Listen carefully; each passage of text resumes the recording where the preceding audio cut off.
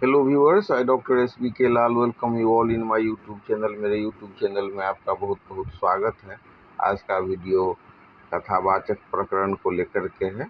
जब हाल ही में मणि मुकुट यादव और श्री संत सिंह यादव की कहानी वायरल हुई, जब बीच भागवत कथा से ही उनके भगाने की खबर मीडिया में आई, साथ में इनके साथ किए गए और कई तरह के दुर्व्यवहार सामने आए, जिसमें किसी ब्राह्मण महिला के पेशाब से इन कथावाचक का शुद्धिकरण, महिला के पांव पर नाक रगड़वाना या कथावाचक का बाल काटना इत्यादि।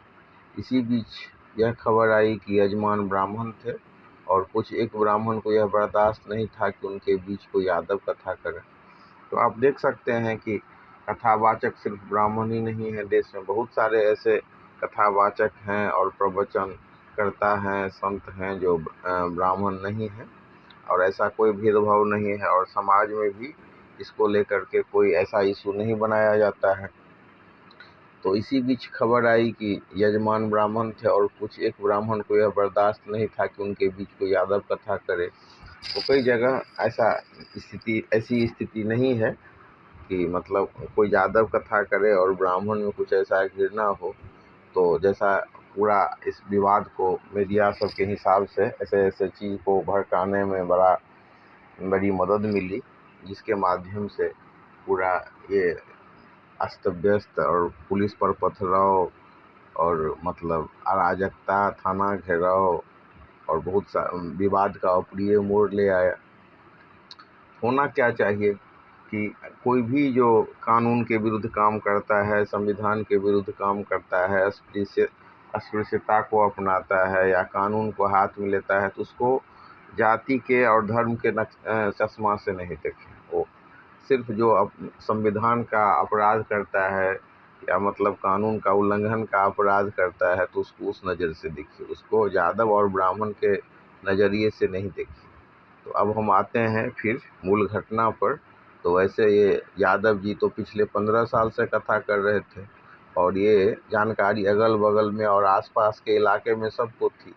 और ऐसा भी नहीं है कि सिर्फ ब्राह्मण ही कथा करते हैं। कई विद्वान का मत है कि भागवत कथा के रचयिता ही भगवान वेदव्यास द्वैपायन धीवर जाति से थे।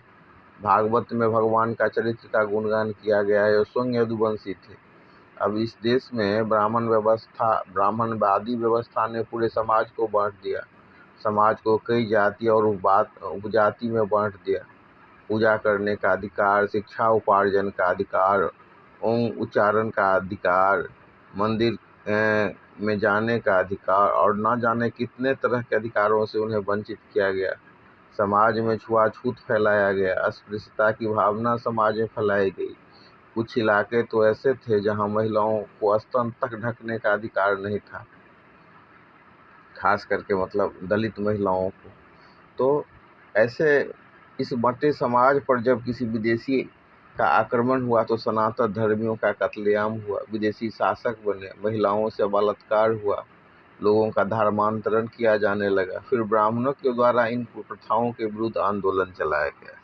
ऐसा नहीं है कि ब्राह्मण लोग जो जाति प्रथा है, कुप्रथा है, सती प्रथा है, तो उसके समर्थन में थे। बहुत सारे ब्राह्मणों ने अस्पृश्यता उन्मूलन के लिए गांधी जी का साथ दिया और बहुत एक समय ऐसा भी भारत में आया जब धीवर जाति की महारानी रानी रासमणी के द्वारा निर्मित मंदिर में किसी ब्राह्मण के पुजारी बनने पर भी अड़चन पैदा किया गया। और वह ब्राह्मण भी तो साधारण ब्राह्मण नहीं था, बल्कि भगवान का अवतार भगवान रामकृष्ण थे, जिन्होंने शूद्रों की विष्ठा तक को अपने हाथ से साफ कर दिया था।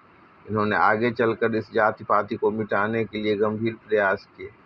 फिर हम देख सकते हैं कि अंग्रेजी सरकार ने कई कुप्रथाओं को प्रतिबंधित किया, जैसे सती प्रथा का, भंगी का एक ऐसा रेजिमेंट बनाया जिसने शिवाजी के सेना को भी हरा दिया।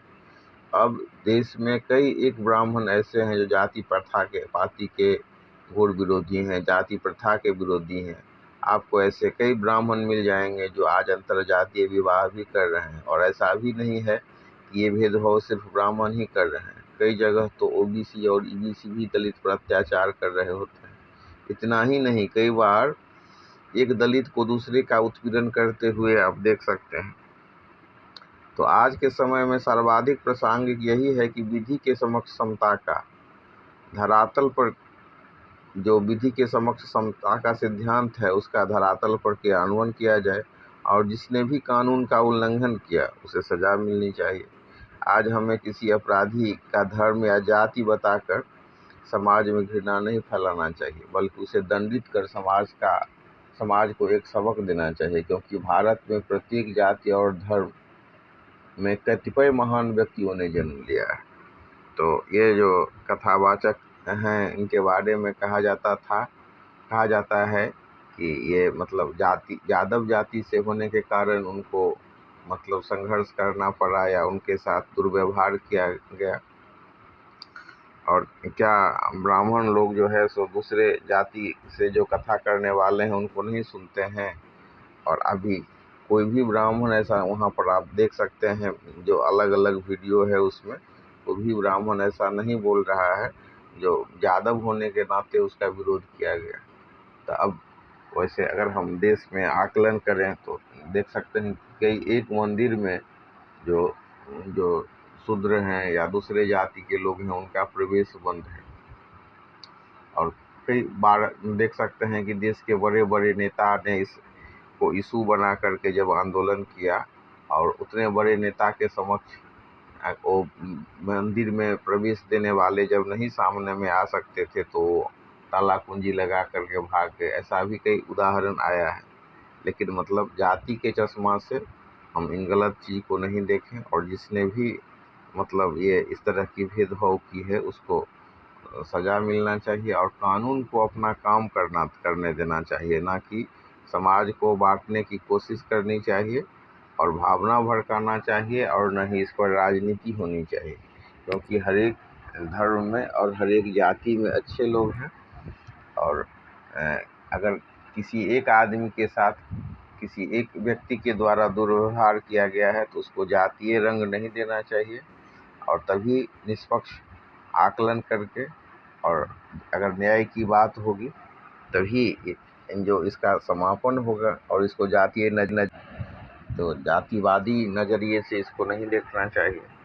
और आगे से भी जो कथा होता है तो उसमें कहा गया है कौन अधिकारी है सुनने का, कौन अधिकारी है सुनाने का। एक प्रसंग आया कि जब कागभूषुंडी जी महाराज कथा कर सकते हैं और भगवान शिव हंस बन करके उनको सुन सकते हैं। तो कथा ही ऐसा एक चीज़ है जिसमें भाव कुभाव अनख आलसहूँ नाम जपत मंगल दिस दसहूँ। भाव में और कुभाव में ऐसा भी कई जगह कहा गया है कि इसके लिए लग्न तिथि की भी आवश्यकता नहीं है। भगवान का नाम कलिकाल में सर्वोपरि है और सारे चीज़ों को शुद्ध करने वाला और सब भाव को देने वाला, अर्थ धर्म काम मोक्ष जो ऐसा है रघुवर का गुण है। तो इसको कोई भी जो अगर एक आदमी कोई गलत कर रहा है तो पूरे जाति को ऐसा नहीं करना चाहिए। और हम देख सकते हैं इस चीज़ को